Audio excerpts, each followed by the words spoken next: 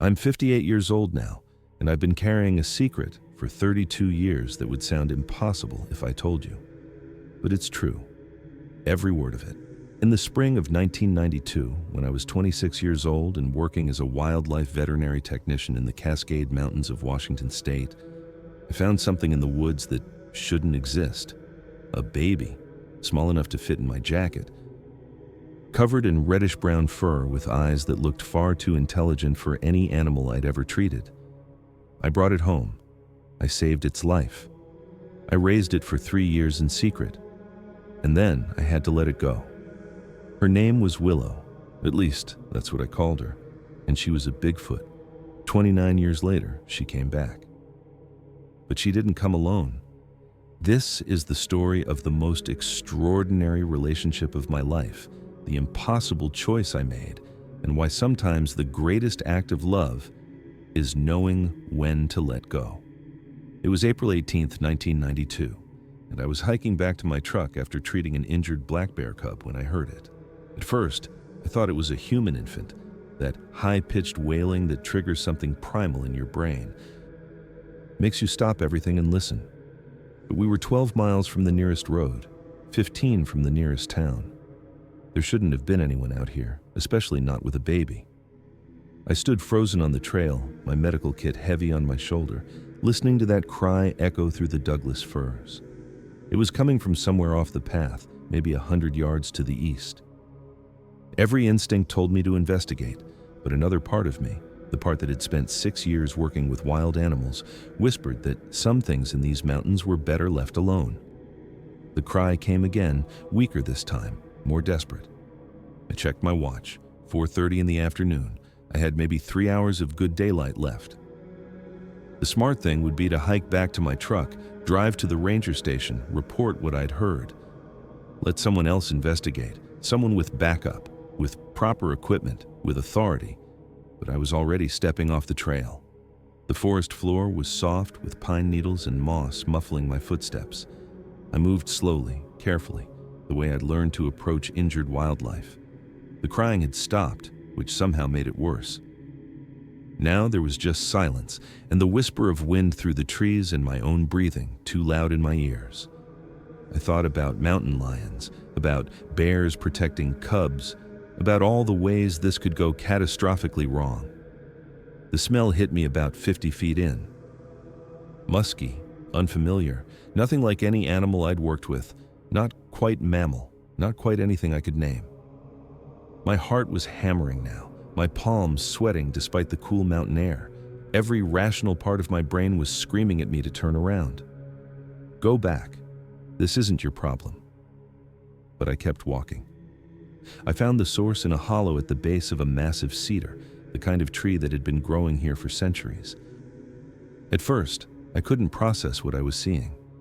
My brain tried to fit it into categories I understood. Bear cub, deformed deer fawn, some kind of primate that had escaped from a zoo. But I knew, even then, that I was lying to myself, because what I was looking at wasn't any of those things. It was something that shouldn't exist, something impossible. And in that moment, standing in the fading afternoon light with my medical kit in one hand and my entire understanding of the natural world crumbling in the other, I had a choice to make. I could walk away, pretend I'd never seen it, go back to my normal life where the world made sense and animals fit into neat scientific categories, or I could step forward. I stepped forward. I didn't know it then, but that single decision, that one step closer to the impossible, would define the next 32 years of my life, would give me the greatest joy I'd ever known and the deepest pain, would make me question everything I thought I understood about truth and secrecy and what we owe to the things we love. But in that moment, all I knew was that something was suffering, and I couldn't walk away from suffering. I've asked myself 1,000 times since then, what would have happened if I'd made a different choice that day? If I'd turned around, hiked back to my truck, driven home, and tried to forget what I'd heard? I still don't have an answer. I found her in a hollowed-out cedar stump, wedged in the back like she'd been deliberately hidden there. She was tiny, maybe 18 inches long, covered in matted fur the color of autumn leaves. At first glance, I thought she might be a bear cub, some unusual coloration I'd never seen before. But then she turned her head toward me, and I saw her face. It was too flat, too human. Her eyes were dark and massive, tracking my movement with unmistakable intelligence. Her hands, if you could call them that, had 5 fingers with tiny nails grasping weakly at the air. She was shivering violently despite the fur, and I could see a gash on her left leg, infected and swollen. My veterinary training kicked in before my logical brain could catch up. This creature, whatever it was dying. And despite every rational thought screaming at me to walk away, to pretend I'd never seen her, I couldn't. I just couldn't. I knelt down slowly, keeping my movements smooth and predictable the way I would with any frightened animal. The wound on her leg was bad, really bad. The edges were inflamed, streaked with red, and I could smell the infection from 3 feet away. She'd had this injury for days, maybe longer. Without treatment, she had maybe 48 hours left, probably less. She made a sound, soft and pitiful, like a kitten mewing. Her tiny chest heaved with the effort of breathing. Fever, I thought automatically. Dehydration, shock. All the clinical terms I'd learned in veterinary school came flooding back, giving me something to focus on besides the impossibility of what I was looking at. Quote. I whispered, more to myself than to her. Quote 21. If I left her here, she would die. That was certain. If I reported this, called the ranger station, told them what I'd found, they'd send someone. Maybe Fish and Wildlife, maybe the university, maybe the military for all I knew. This creature would be taken away, studied, poked and prodded, and probably never seen again by anyone outside a laboratory. And if I helped her myself, if I took her somewhere safe and treated her injuries, then I'd be committing to something I couldn't even begin to understand. I'd be hiding evidence of what might be the most significant zoological discovery in human history. I'd be lying to my colleagues, my friends, everyone. I'd be alone with this secret, completely alone, with no idea what I was getting myself into. But as I knelt there in the fading light, watching this tiny, impossible creature struggle for every breath, I realized the choice had already been made, because I'd seen her eyes, I'd seen the intelligence there, the awareness. This wasn't just some unknown animal. This was someone small and terrified and dying, who'd been hidden in this hollow by someone who'd hoped she'd be safe here. Someone who'd failed to come back for her. I pulled off my jacket and reached into the hollow, moving slowly, giving her every chance to bite or scratch or pull away. She didn't. She just watched me with those huge dark eyes as I wrapped the jacket around her small body and lifted her out. She was warm despite the shivering, solid and real in my arms. And as I held her, this impossible thing that shouldn't exist, I felt something shift inside me. A door opening that could never be closed again. I didn't know her name yet, didn't know anything about what she was or where she'd come from. But I knew one thing with absolute certainty. I was taking her home. I carried her out wrapped in my jacket, this impossible thing that weighed maybe 8 pounds and made soft mewling sounds against my chest. My hands were shaking so badly I could barely hold her. With every step back to my truck, I asked myself what the hell I was doing. If I reported this, if I brought her to the wildlife center where I worked, she'd be taken away, studied, locked up, probably separated from me immediately. Scientists would descend, the media would explode. This tiny, suffering creature would become the most famous animal on Earth, and I'd lose all control over what happened to her. By the time I reached my truck, I'd made a decision that would define the next 3 decades of my life. I wasn't taking her to the center, I was taking her home. To my cabin, 15 miles outside of Packwood, where I lived alone on 40 acres of forest. I was going to save her life, and I was going to tell absolutely no one. The drive home took 25 minutes, and every single one of them was torture.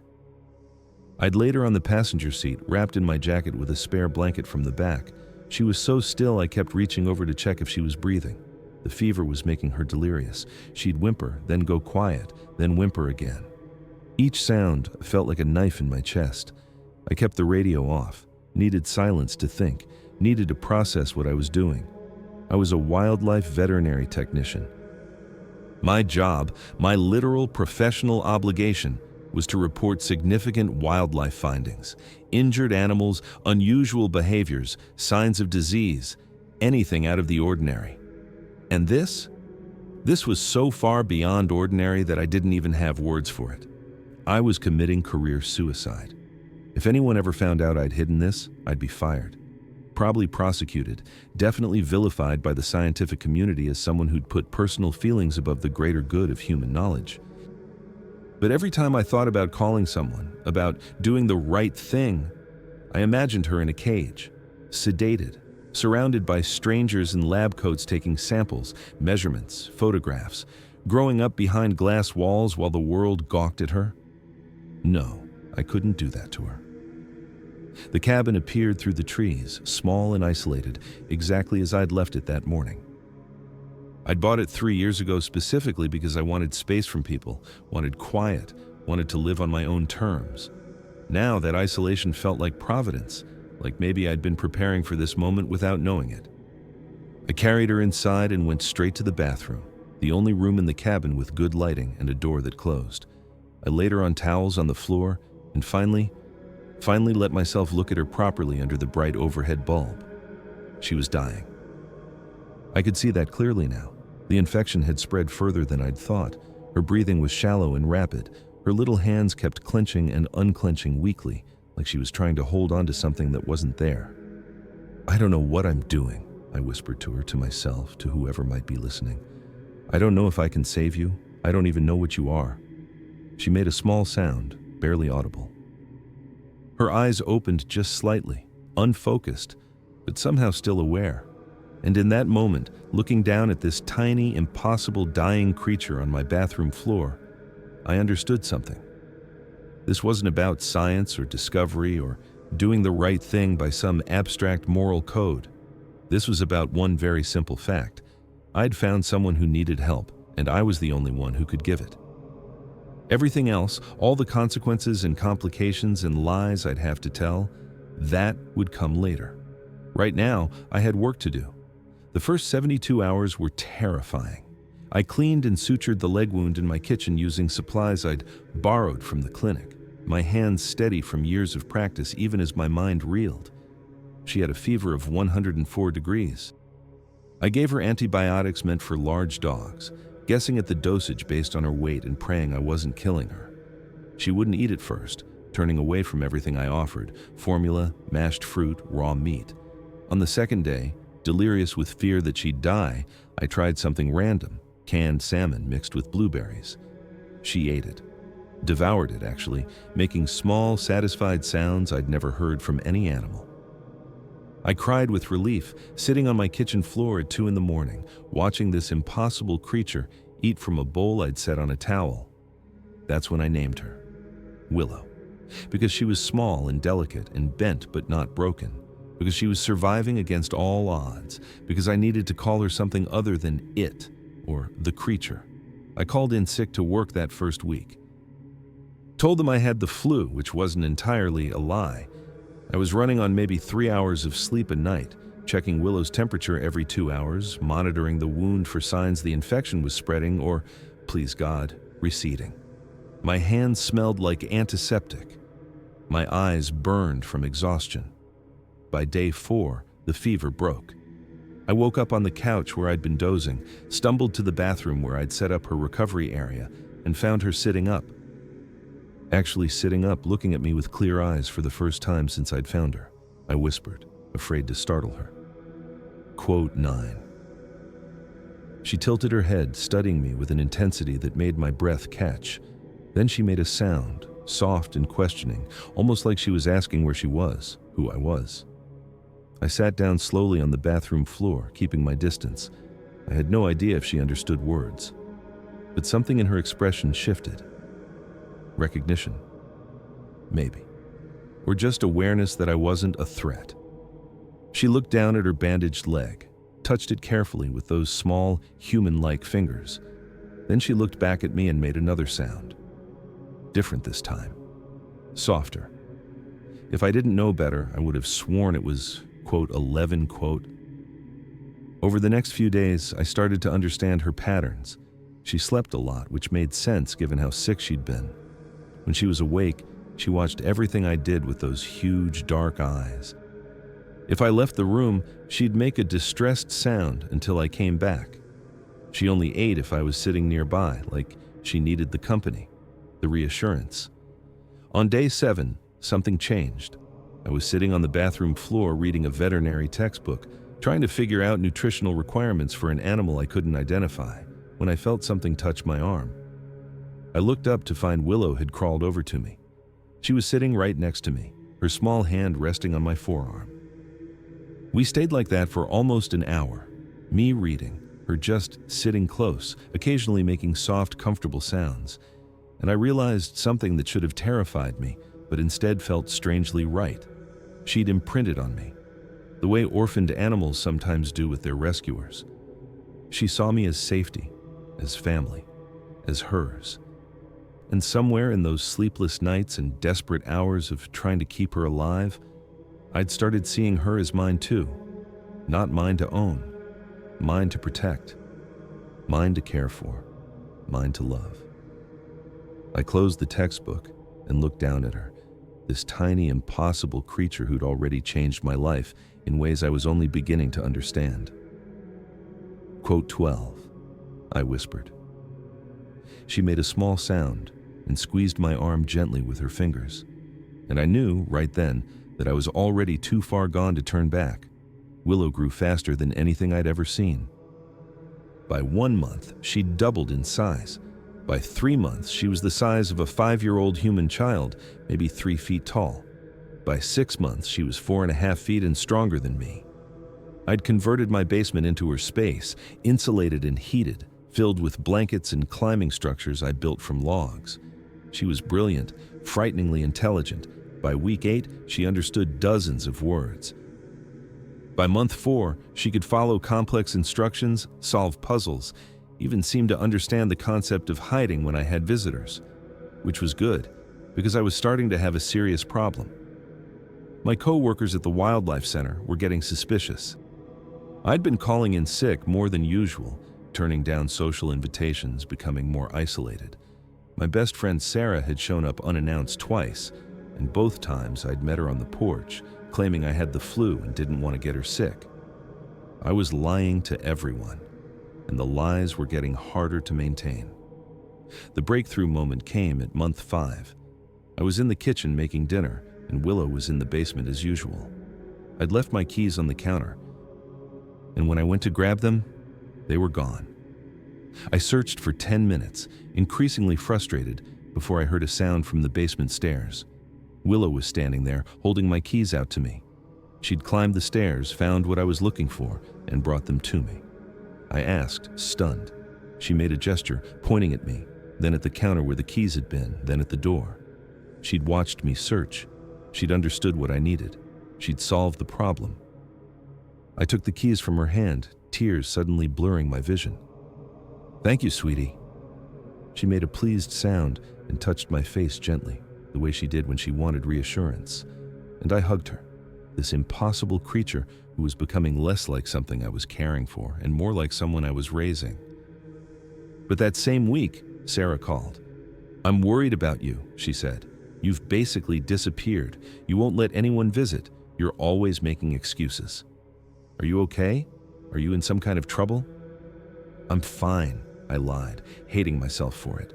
"Just dealing with some personal stuff. I need space right now." "What kind of personal stuff? Maybe I can help." "You can't." The words came out harsher than I meant. "Sarah, I appreciate it, but I just need you to trust me. I'm handling it."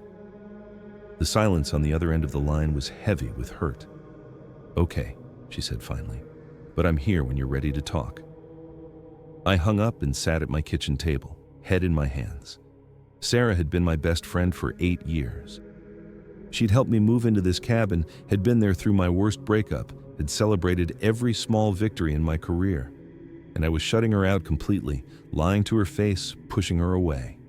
For what? For a secret that was consuming my entire life? But then I heard Willow making sounds from the basement, happy sounds as she played with the puzzle toys I'd made her. And I knew the answer.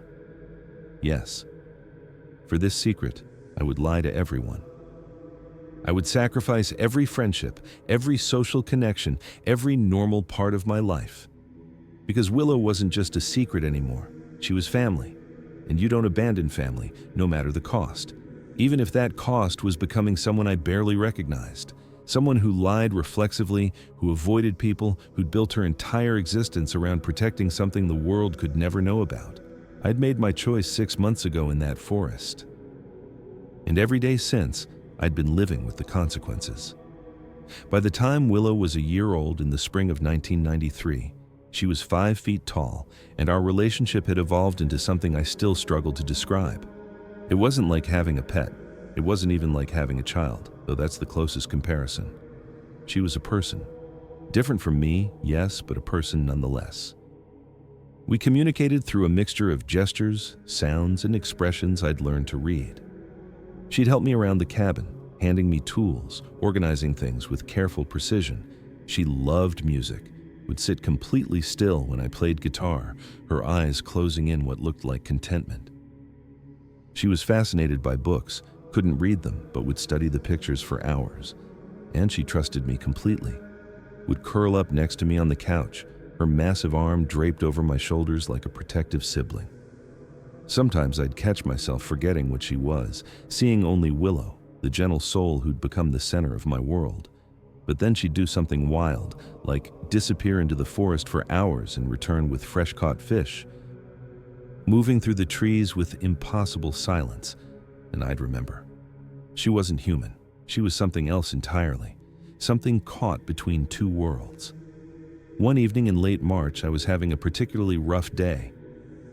Work had been stressful. I'd had to lie to Sarah again about why I couldn't meet her for dinner, and I was feeling the weight of the isolation I'd chosen.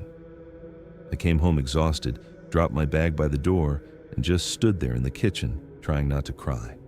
Willow emerged from the basement and stopped, looking at me. She made a soft questioning sound, the one that meant, quote, 24, quote, 25, I said, wiping my eyes. Quote, 26. She approached slowly and did something she'd never done before. She pulled me into a hug, wrapping those long arms around me gently, carefully, like she understood I was fragile. And she made a low humming sound, deep in her chest, that vibrated through both of us. It was comforting in a way I can't explain. Primal, maybe. Like the sound a mother makes to soothe a frightened child. I buried my face in her shoulder and cried, really cried, for the first time in months. And she just held me, making that sound, rocking slightly back and forth. When I finally pulled away, she touched my face and looked at me with such concern, such genuine care, that I had to laugh through my tears. Quote 27. She made a satisfied sound and went to the kitchen. A minute later, she brought me a glass of water and the bag of dried blueberries I kept in the cupboard, her favorite snack, offered to me as comfort. That's when I understood something that should have been obvious all along. This wasn't just me taking care of her anymore. She was taking care of me too. We were taking care of each other. But there were other moments, wilder moments, that reminded me of the impossible nature of our situation. I'd wake up at 3 a.m. and find her gone, the basement door open. The first time it happened, I panicked, searched the property frantically with a flashlight. I found her an hour later by the creek, sitting perfectly still, watching the water. She'd caught 2 fish with her bare hands and was studying them with intense focus, learning. I said, my heart still racing. She looked up, startled, like she hadn't realized I'd be worried, made an apologetic sound and came back with me. But after that, it became routine. She'd go out several nights a week, disappearing into the forest and return before dawn with fish or rabbits, or once, impossibly, a full beaver. I started leaving the basement door unlocked at night. Started trusting that she'd come back. Started understanding that no matter how much she loved me, how much she'd adapted to life in my cabin, there was a part of her that belonged to the wild. And I wondered, late at night when I couldn't sleep, how long I could keep her in this in-between space, how long before she needed to choose one world or the other, how long before I'd have to let her go. It happened in August of 1993, on a day I thought I'd been so careful. I was at work, and Willow was home alone as usual, with strict instructions to stay in the basement with the door locked from inside. But my neighbor, old Mr. Patterson, who lived 2 miles down the road, had driven up to borrow my chainsaw. When I got home that evening, I found a note wedged in my door. Quote 29. My blood went cold. I found Willow in the basement, looking guilty. She made gestures that I interpreted as an apology. She'd gotten excited, made too much noise. I sat down on the basement stairs, shaking. This was it. This was how it would end. Patterson would tell someone, they'd investigate, they'd find her. But days passed, then weeks. Patterson never mentioned it again, probably forgot about it, but I couldn't forget. The close call haunted me, kept me awake at night, because I'd realized something terrifying. Willow was still growing, still getting bigger and louder and harder to hide, and I had no idea how long this could possibly last. That first night, I couldn't even look at her without my hands shaking, not because I was angry exactly, but because I was so terrified of what could have happened, what almost did happen. I asked, my voice cracking. Quote, 31. Willow made a low, distressed sound. She understood tone, even if she didn't understand all the words. She knew I was upset. She crawled over to where I sat on the stairs and put her head on my knee, making soft, apologetic sounds. I ran my hand over her head, feeling the coarse fur under my fingers. I know you didn't mean to. I know you were probably just playing or excited about something. But we can't have mistakes like this. She looked up at me with those huge, dark eyes, and I saw something there that broke my heart. Shame. She was ashamed of disappointing me. Oh, sweetie, no, I said, pulling her close. You didn't do anything wrong. This whole situation is wrong. Keeping you locked in a basement while I'm at work, expecting you to be silent and still for 9 hours a day, that's what's wrong. But what choice did I have? I spent the next week in a state of constant anxiety. Every time I saw Patterson's truck, my stomach dropped. Every phone call made me jump. I rehearsed explanations in my head, quote 35 or quote 36, but Patterson never mentioned it. When I saw him at the general store 3 weeks later, he just waved and asked how I was doing. Normal small talk, nothing about bears or strange noises. He'd forgotten, or dismissed it as not important, or convinced himself he'd imagined it. But I couldn't forget. Because every night I came home to Willow, now 5.5 feet tall and still growing. Her vocalizations were getting deeper, more resonant. When she moved around the basement, the floorboards creaked. She was becoming impossible to hide. I started having nightmares, Patterson finding her, police at my door, Willow being tranquilized and taken away in a cage while I screamed explanations no one would believe, waking up to news helicopters and SWAT teams and losing her forever. The worst part was knowing it wasn't just paranoia, it was inevitable.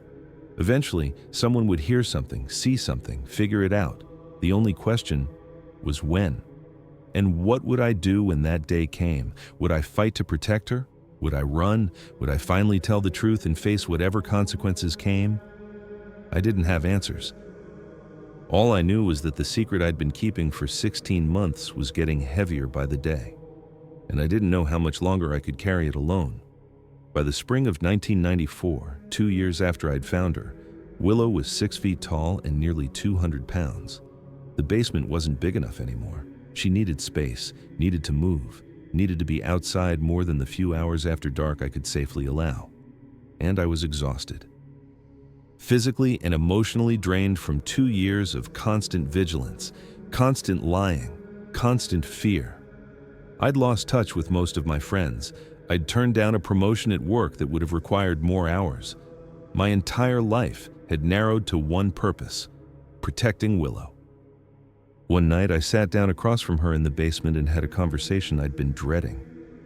I didn't know if she fully understood, but I had to try.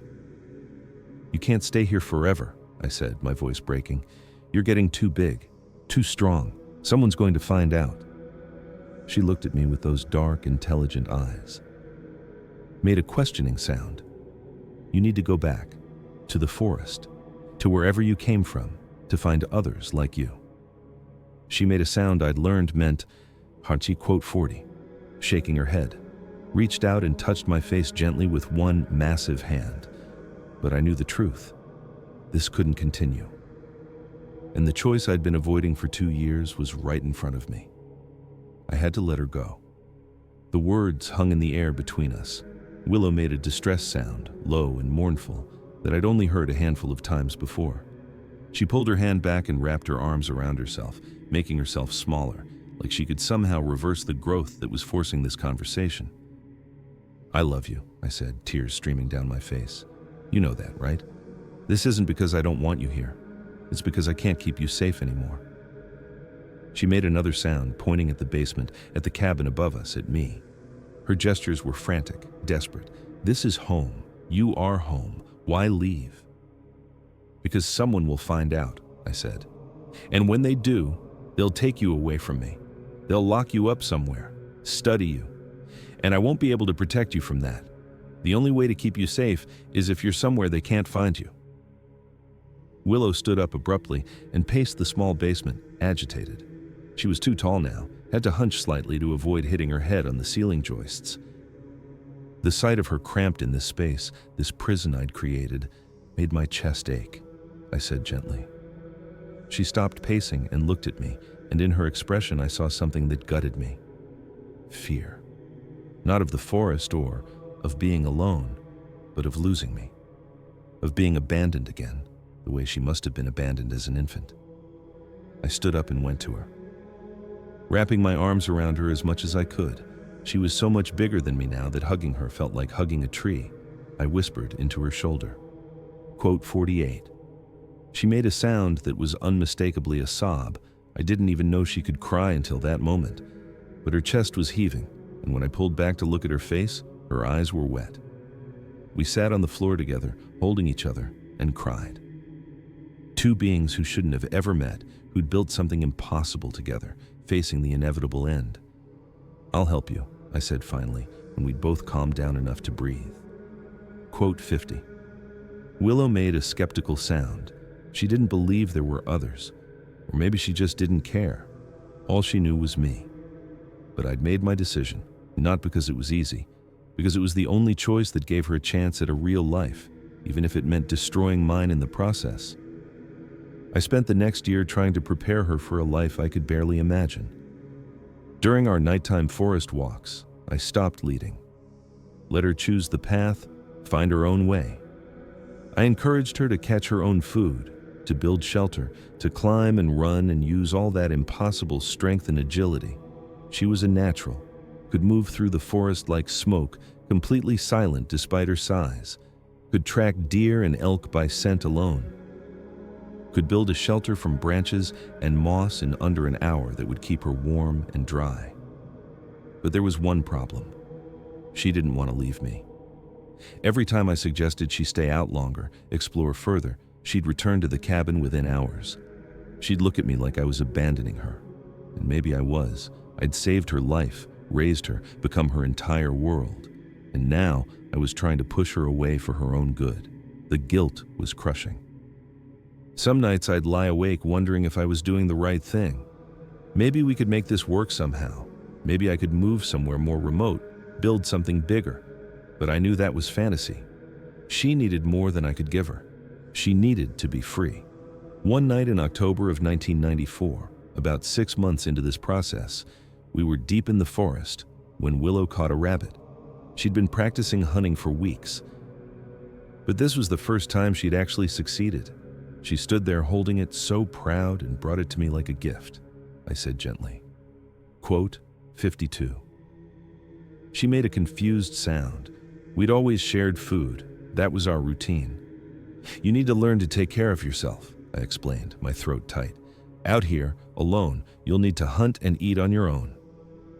She stared at me for a long moment, then deliberately set the rabbit down between us.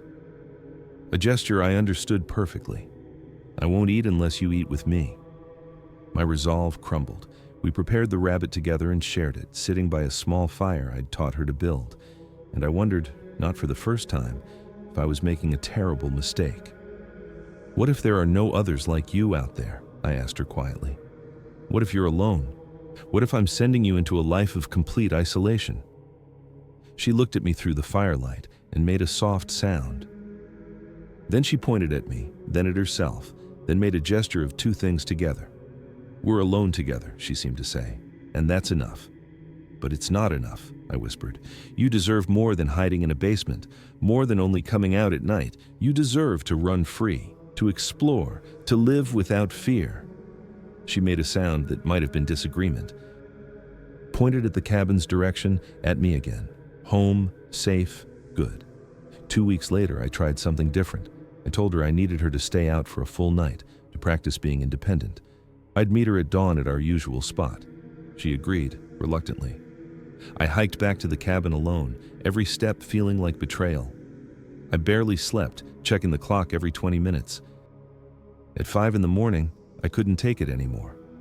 I grabbed my flashlight and hiked back out to find her. She was exactly where I'd left her, sitting on a fallen log, waiting. When she saw me, she made a sound of pure relief and rushed over, wrapping me in a hug so tight I could barely breathe. "I'm sorry," I sobbed into her shoulder. "I'm so sorry. I can't do this. I can't push you away like this." But even as I said it, I knew I had to. Because 2 days later, Sarah showed up unannounced again, and this time, she didn't accept my excuses. She pushed past me into the cabin, determined to figure out what was wrong with me. "Quote 61, she said. Quote 62. I stood there, frozen, hearing Willow shift in the basement below, praying she'd stay quiet, praying Sarah wouldn't hear. After Sarah finally left, frustrated and hurt by my continued stonewalling, I went down to the basement and looked at Willow, now 6.5 feet tall, crammed into a space that was never meant to hold her. Quote 63, I told her. Quote 64. And this time, I think she finally understood. It was May 7th, 1995, 3 years almost to the day since I'd found her. Willow was fully grown now, 6.5 feet tall, powerful and graceful, and heartbreakingly beautiful. We were on one of our night walks, deep in the forest about 4 miles from my cabin, when she suddenly stopped. Went completely still, in a way I'd never seen before. Her head tilted, listening to something I couldn't hear. Then she made a sound, a low vocalization that vibrated in my chest, nothing like any sound she'd ever made before.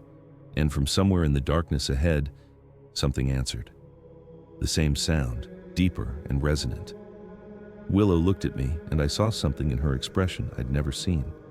Recognition, longing, hope. Go, I whispered, tears already streaming down my face.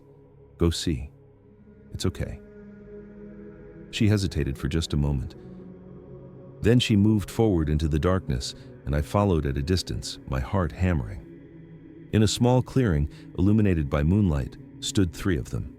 2 adults, massive and dark-furred, and 1 younger, maybe Willow's age.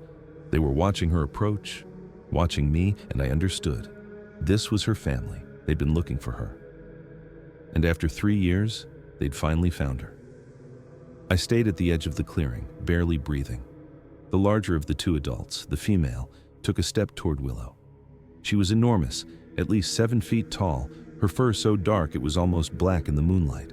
She made a sound, questioning, hopeful. Willow responded with the same vocalization, and suddenly they were talking in a language I'd never heard her use. Complex sounds, varying tones, like they were exchanging information at a speed I couldn't process. The female moved closer, reaching out one massive hand to touch Willow's face, her shoulder, her arm, like she was confirming Willow was real. And then the female pulled Willow into an embrace that made my chest crack open, because I understood what I was seeing. A mother who'd lost her child, who'd been searching for 3 years, who'd finally, impossibly, found her again. The male, slightly smaller but still massive, approached next. He circled Willow slowly, examining her, then made a sound that might have been approval.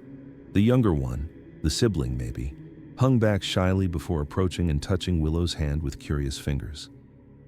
I stood there watching this reunion, this family finding each other again, and I felt joy and devastation in equal measure. Joy because Willow had found them. Devastation because I knew what this meant.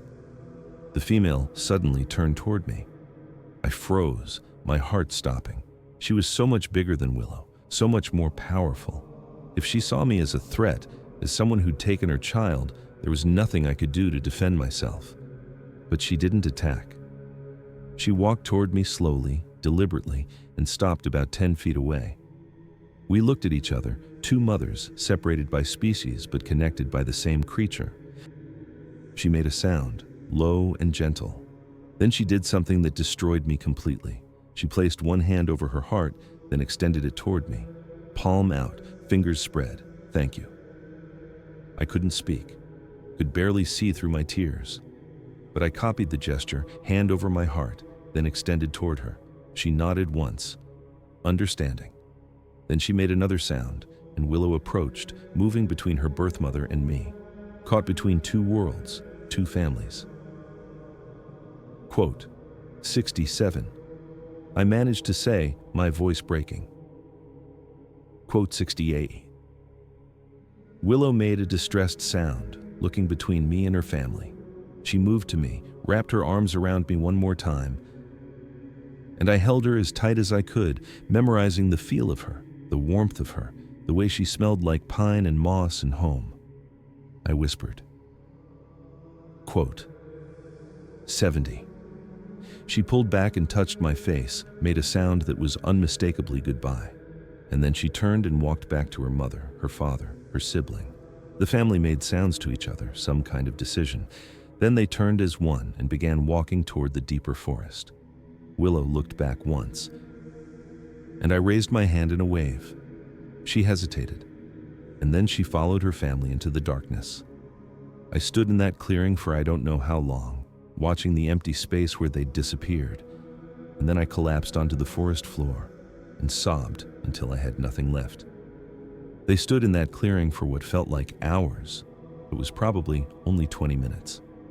Willow approached slowly, cautiously, making soft sounds. The two adults, one male and one female, who I assumed were her parents, responded.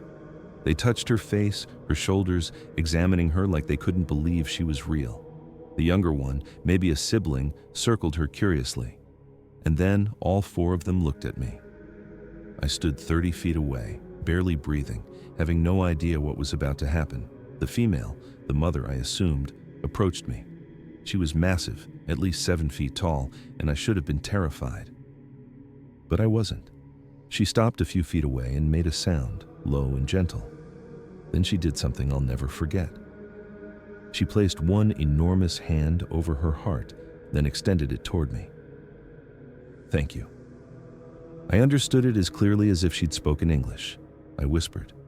The female nodded once deliberately. Then she turned and made a sound to Willow. Come. Willow looked between her family and me, clearly torn. I smiled through my tears. Quote 73. She approached me one last time, wrapped her long arms around me in a hug that nearly crushed my ribs, made a sound that might have been goodbye, and then she left. I watched them disappear into the forest. 4 shapes moving like shadows until I couldn't see them anymore. And then I collapsed on the forest floor and sobbed.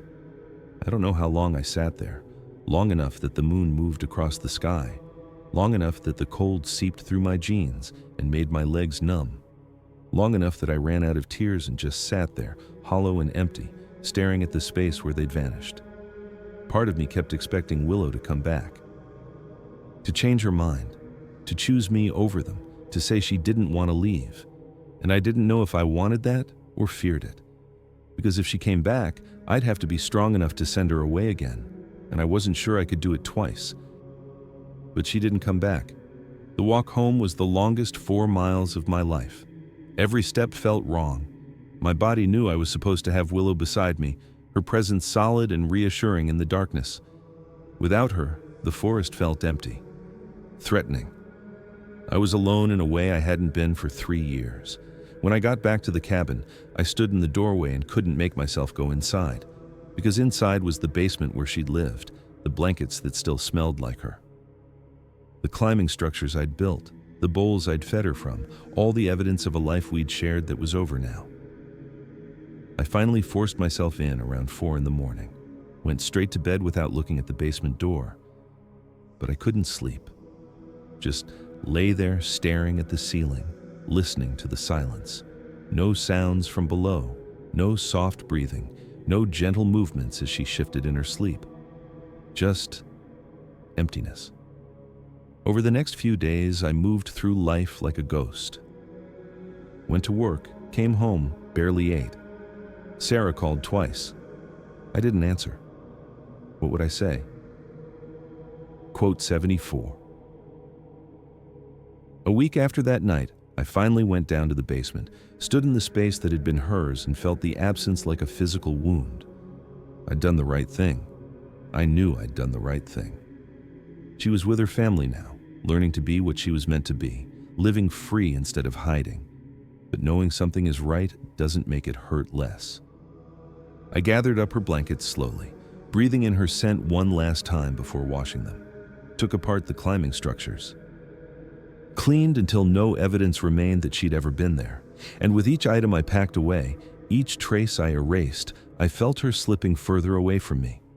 That night, I sat on my porch and looked out at the forest. Somewhere out there, Willow was with her family, learning their language, their ways, their world, growing into whoever she was meant to be. And I was here, alone, with a secret I could never tell and a grief I could never share.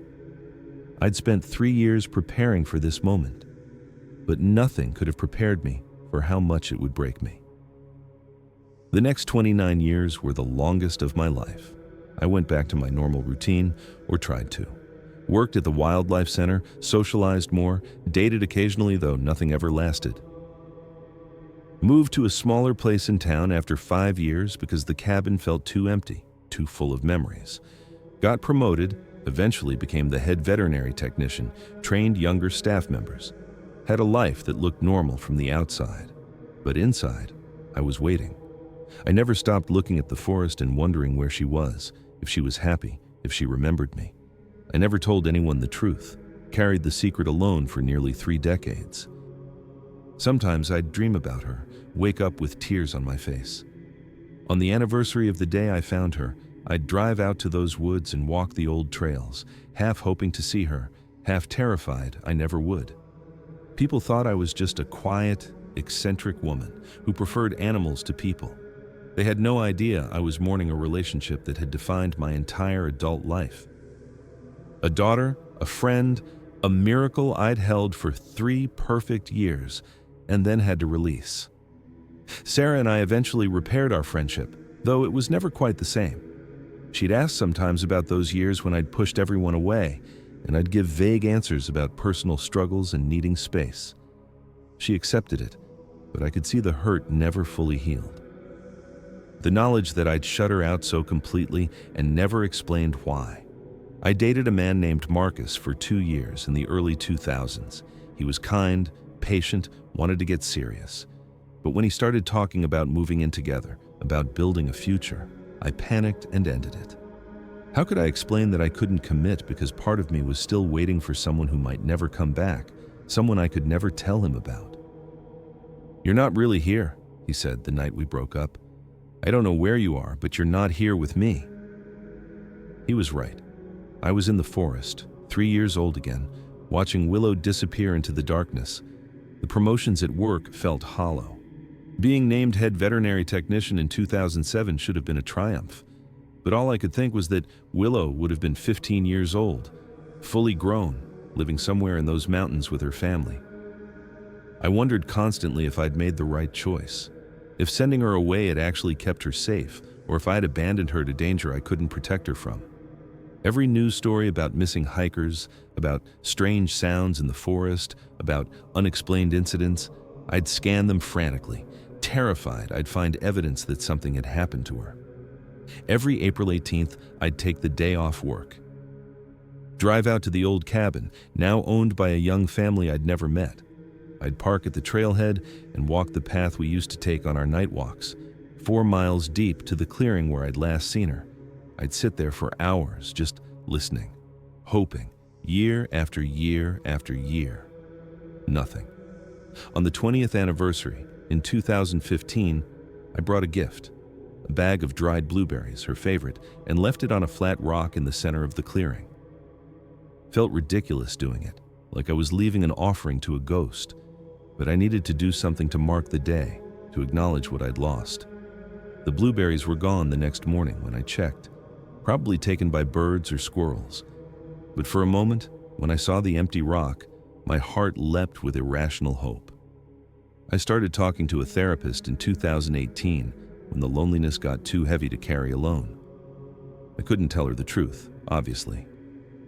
But I talked around it, about grief, about a loss I couldn't explain, about feeling like I'd made an impossible choice and would never know if it was right. Sometimes, she said, we have to trust that we did the best we could with the information we had, and that the people we love, even if we can't see them, are okay. People we love, not creatures, not secrets. People. What if they're not okay? I asked. Then you couldn't have prevented it, she said gently. You can't control everything. You can only control your choices in the moment. But that was the problem, wasn't it? I'd had control, 3 years of absolute control over Willow's life, and I'd chosen to give it up, to send her into the unknown, trusting that it was better than the life I could give her. What if I'd been wrong? By 2024, I'd almost made peace with never knowing. Almost convinced myself that the 3 years I'd had with Willow were enough, that the memory of her was enough. And then the signs started appearing. It started 6 months ago, in the summer of 2024. Small things at first. I was hiking near my old cabin, which had been sold years ago, but I still visited the area. I found an arrangement of stones on the trail, too deliberate to be natural, laid out in a pattern I recognized. Willow used to make patterns like that, organizing things by size and color. 2 weeks later, on the porch of my small house in town, I found a handful of huckleberries, perfectly ripe, arranged in a small pile. Willow's favorite. I'd brought them to her constantly when she was young. Then, in August, I was camping alone in the national forest, something I still did regularly, when I woke in the middle of the night to find fresh salmon laid on a flat rock near my tent. The same way Willow used to present food to me, like a gift. My heart was racing. I scanned the dark forest, seeing nothing. I called softly. Quote 83. Silence, but I knew. Somehow, after 29 years, she was nearby, and she was leaving me signs. I told myself I was being irrational, that I was seeing patterns where there were none, finding meaning in random occurrences because I wanted so desperately to believe she remembered me. The stones could have been arranged by anyone, kids maybe, or another hiker. The berries could have been dropped by a bird. The salmon could have been left by a bear or an eagle. But I didn't believe that. Not really. I started camping more frequently, always in the same general area. Started leaving my own signs. A pile of dried blueberries on a stump, a small arrangement of colored stones, things that would mean nothing to anyone else but everything to her. On a Tuesday in early September, I found a response. The blueberries were gone, and in their place was a small stack of smooth river rocks, arranged largest to smallest, exactly the way she used to organize things. I sat down right there on the forest floor and cried. Not sad tears this time, relief, joy, wonder. After 29 years of wondering if she was alive, if she was okay, if she remembered me at all, I had my answer. She was alive. She was nearby. And she remembered. Over the next few weeks, it became a dialogue. I'd leave something. She'd leave something back. A carved piece of wood I'd whittled, a bundle of cedar branches tied with grass, a smooth stone with a hole through it, the kind we used to collect together. Each gift felt like a word in a conversation we couldn't have any other way. Each one said, I remember. I'm here. I haven't forgotten. I started talking to her when I was alone in the forest, even though I never saw her. I think about you every day, I said to the empty trees. I hope you're happy. I hope I did the right thing, letting you go. No answer, of course, just the whisper of wind through the pines and the distant call of a crow. But 3 days later, I found something new on my porch. A bouquet of wildflowers arranged with careful precision. Purple lupins, an Indian paintbrush, and wild daisies, all tied together with long grass. Willow had made me bouquets like that when she was young. She'd bring me flowers from our night walks, presenting them with such pride, like they were the most precious gift in the world. I brought them inside, put them in water, and watched them slowly wilt over the next week. And I understood what she was telling me. She was okay. She was happy. And our time apart hadn't erased what we'd meant to each other. I just didn't know yet that she was preparing to do something I'd thought was impossible. She wasn't just leaving me signs from a distance. She was building up the courage to come home. September 23rd, 2024, I was sitting on my back porch at dusk drinking tea and reading when I heard it. That sound, the low vocalization I hadn't heard in 29 years. I looked up, and she was standing at the edge of my yard. Willow. Older now, her fur shot through with silver, but unmistakably her. I stood slowly, hardly daring to breathe. She made that sound again, softer. Then she stepped forward into the light. She was bigger than I remembered, must have been 7 feet tall now. But her eyes were the same, dark and intelligent, and looking at me with something that might have been joy. I walked toward her, tears streaming down my face, and when I got close enough, she reached out and touched my cheek with one gentle finger. Just like she used to, I whispered. She made a sound that might have been agreement, then she gestured behind her toward the forest. I looked and saw them, at least 8 of them, standing in the shadows between the trees, adults and young ones. Watching, I said, understanding. She nodded, made another gesture. Come, see. She wanted me to meet them. My legs were shaking so badly I could barely walk, but I followed her across my yard, into the edge of the forest where they waited. The fear I should have felt, facing 8 massive unknown creatures in the growing darkness, never came, because Willow was beside me, and I trusted her completely. The mother was there, the female who'd taken Willow from me 29 years ago. She was older too, moving with the careful deliberation of age, but she recognized me. Made that same gesture she'd made in the clearing all those years ago. Hand over heart, extended toward me, gratitude, respect. I returned the gesture, fresh tears blurring my vision. The male, the father, watched me with what might have been curiosity, and the younger ones, Willow's siblings maybe, approached cautiously. One of them, with darker fur and a white patch on its chest, touched my hand gently, examining my fingers like they were fascinating artifacts. But it was the smallest ones that broke me completely. 3 of them, ranging from maybe 3 feet tall to 5, staying close to their mothers. Young ones, a new generation. Willow made a sound and gestured to the smallest, a little one with reddish fur exactly like Willow's had been when I found her. The little one approached shyly, made a soft questioning sound. Willow made more sounds, gestures toward me, and I understood what she was doing. She was introducing me, explaining who I was. The little one looked up at me with huge dark eyes, then reached out tiny fingers to touch my hand. And I realized, with a jolt of recognition, of absolute certainty, that this was Willow's child. Oh my God, I breathed. You have a baby. Willow made a sound that might have been pride, placed her hand on the little one's head in a gesture so maternal, so protective, that I had to press my hand to my mouth to keep from sobbing out loud.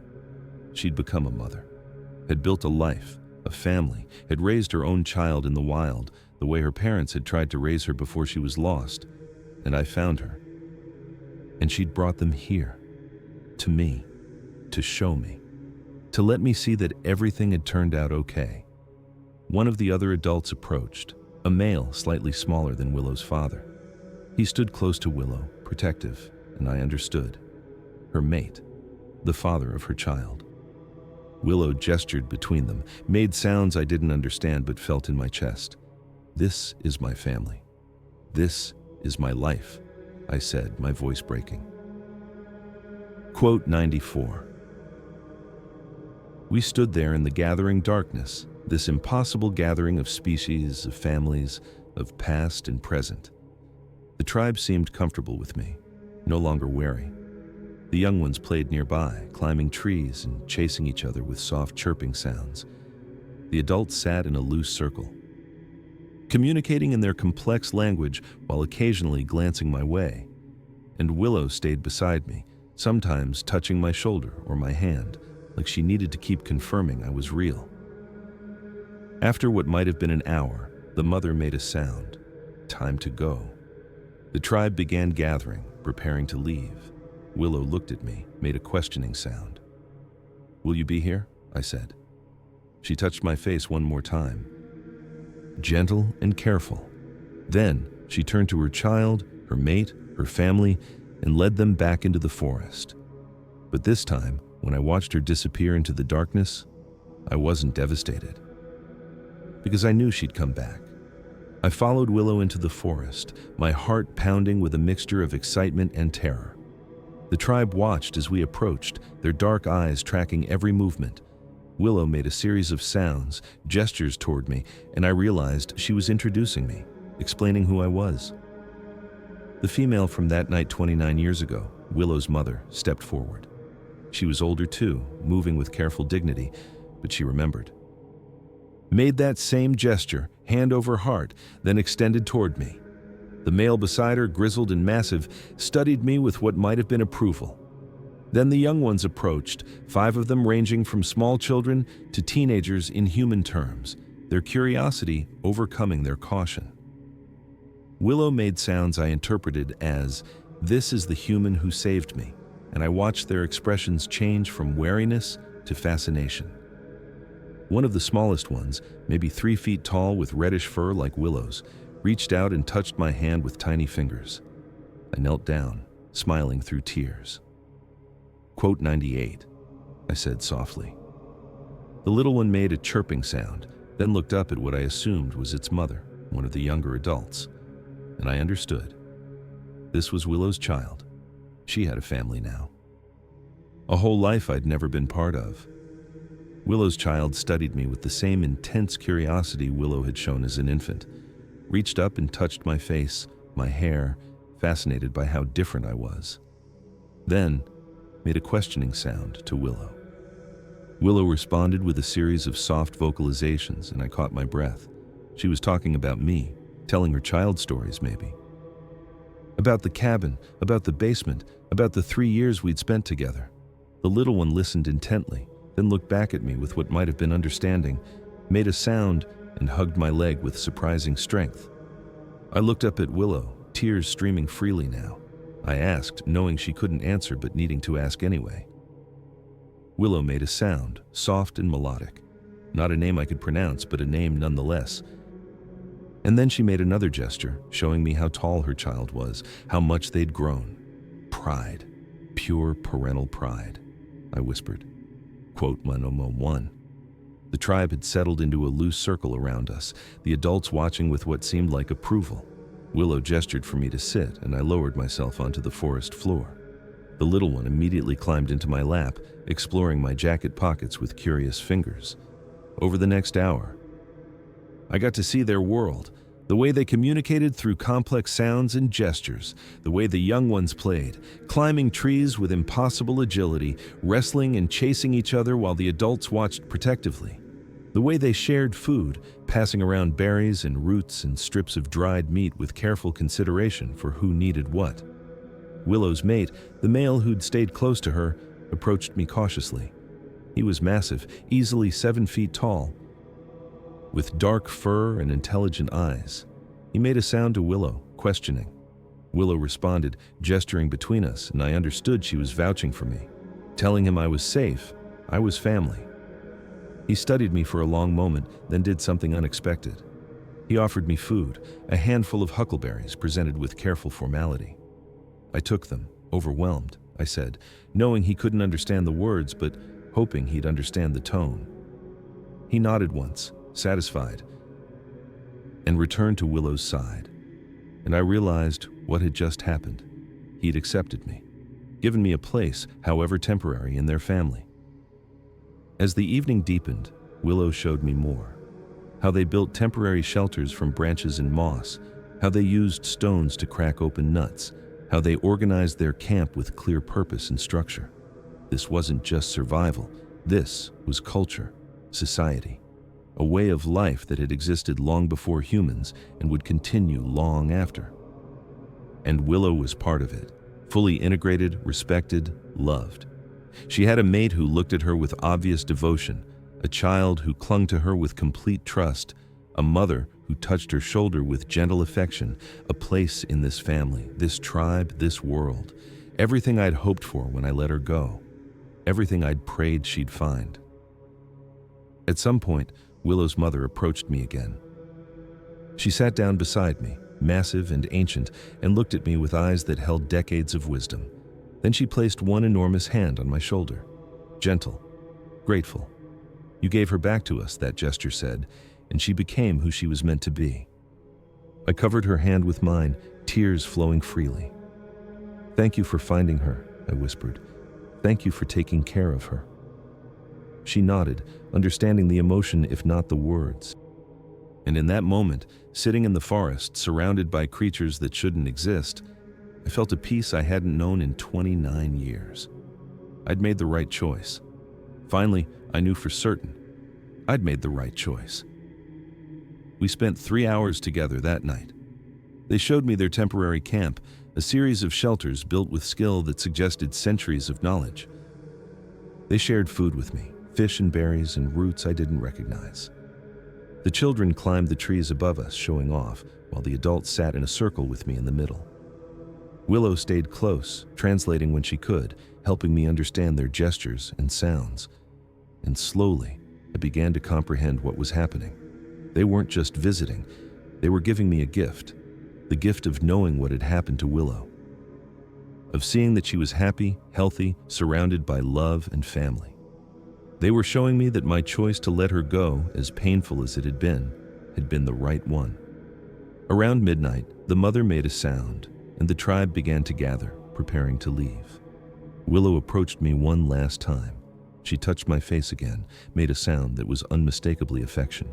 Then she gestured to the forest, to her family, and back to me. A promise, maybe. This wasn't goodbye forever.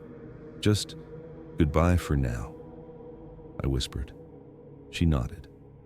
And then they left, disappearing into the darkness like they had never been there at all.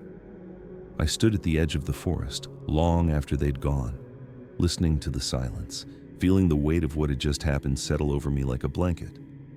For 29 years, I'd carried guilt and grief and uncertainty. Wondering if I'd done the right thing, wondering if Willow was okay, wondering if she remembered me or if I'd become just a faded memory from her infant years. Now I knew. She was more than okay. She was thriving. And she'd remembered me clearly enough to spend months leaving signs, building up to this moment, preparing her tribe to meet me. The gift they'd given me wasn't just the knowledge that Willow was safe. It was closure, peace, the ability to finally let go of the guilt I'd carried for 3 decades. I walked back to my house slowly, my legs shaking with exhaustion and emotion, sat on my porch and looked out at the forest, seeing it differently now. Not as a place that had taken Willow from me, but as her home, the place where she belonged. My phone buzzed in my pocket, a text from Sarah. Still on for lunch tomorrow? I stared at the message for a long moment. Sarah, who I'd pushed away all those years ago, who'd stuck by me anyway, even when I couldn't explain why I'd become so closed off, who'd accepted my distance and my secrets without demanding answers I couldn't give. Yes, I typed back. And Sarah, thank you for being patient with me all these years, for not giving up on me. Her response came quickly. Always, that's what friends do. I put the phone down and closed my eyes, breathing in the cool night air. For the first time in 29 years, I felt like I could move forward, like I could let people in again. Like I could have a life that wasn't defined entirely by grief and secrecy. Because Willow had shown me something tonight. She'd built a beautiful life. She'd found love, had a family, become part of something bigger than herself. And she'd done it while still remembering me, still caring about me, still finding ways to stay connected. If she could do that, balance her past and present, her 2 worlds, then maybe I could too. The next morning, I woke up feeling lighter than I had in years. Made coffee, sat on my porch, and found something I hadn't noticed in the dark. A small pile of river stones on my doorstep, arranged in a spiral pattern, and beside them, a single wildflower, fresh like it had been picked that morning. She'd come back while I slept, left me one more gift. One more message that said, "I'm here. I remember. I love you." I picked up the flower carefully, brought it inside, and put it in water next to the window, where I could see it every morning. A reminder that some relationships transcend species, transcend time, transcend every logical boundary. A reminder that the greatest act of love sometimes looks like letting go, and that if you're lucky, very lucky, what you let go might come back to you, not in the way you expected, not in the way you dreamed, but in a way that's somehow better, more real, more true. That was 2 months ago. I haven't seen them since, but I know they are out there. And I know that Willow will come back when she can, bringing her tribe, keeping me connected to this impossible part of my life. I'm 58 years old now. I've lived more than half my life carrying this secret, wondering if I did the right thing, wondering if Willow was okay. And now I know. She's more than okay. She's thriving. She has a family, a community, a life that's rich and full and free. And I got to be a part of that story, even if only for 3 years. People ask me sometimes if I have children, and I always say no. But it's a lie. I had a daughter for 3 years. I raised her, taught her, loved her with everything I had. And then I did what any good parent does. I let her go so she could become who she was meant to be. Some secrets are meant to be kept. Some truths are too precious to share with a world that would never understand. Willow isn't mine to reveal. She belongs to herself, to her tribe, to the wild places that raised her species long before humans ever walked these mountains. My job was never to own her or control her or prove to the world that she existed. My job was to save her life, and in doing so, she saved mine too. She taught me what it means to love something enough to let it go.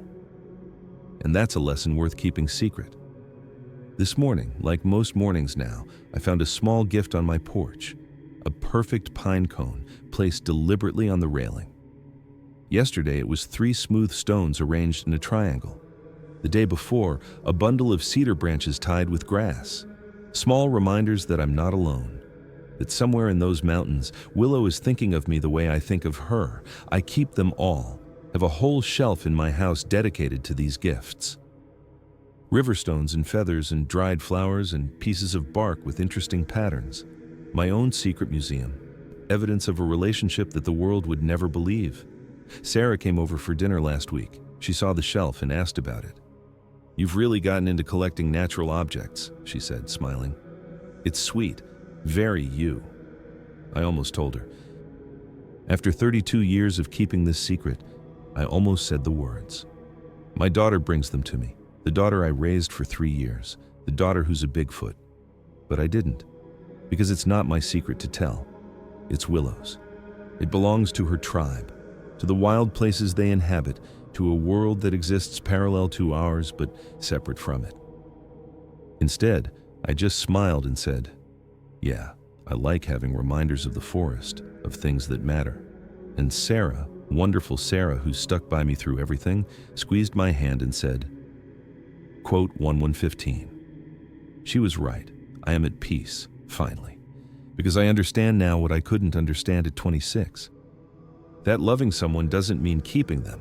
That protecting someone sometimes means letting them go. That the hardest choices are often the right ones, even when they break your heart. I think about all the other people out there who might have found something impossible. Someone who saw tracks they couldn't explain.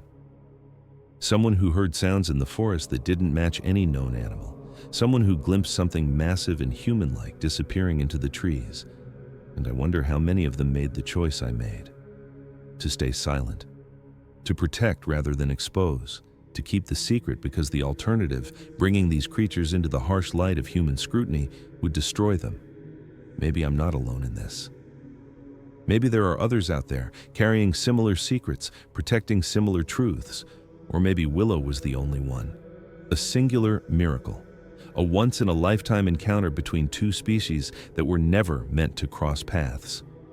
Either way, I know what I was given. I was given 3 years with someone extraordinary. 3 years of wonder and fear and love and connection. 3 years that changed who I am in ways I'm still discovering. And then I was given something even more precious. I was given the chance to see her again, to know that the sacrifice I made, the pain I endured, the loneliness I carried, all of it led to something beautiful, something right. Willow is free. She's happy. She has a child who will grow up in the wild, learning the old ways, living the life her species has lived for thousands of years. And somewhere in that child's story will be a small chapter about a human who saved their grandmother's life. A story that will be passed down, maybe, through generations. I won't live long enough to see Willow's grandchildren. Probably won't even see her child grow up. But knowing they're out there, knowing that some part of me lives on in the stories Willow tells her tribe, that's enough. That's more than enough. Some people spend their whole lives searching for meaning, for purpose, for proof that their existence mattered. I found mine in a hollow cedar stump 32 years ago, and I've been carrying it with me ever since.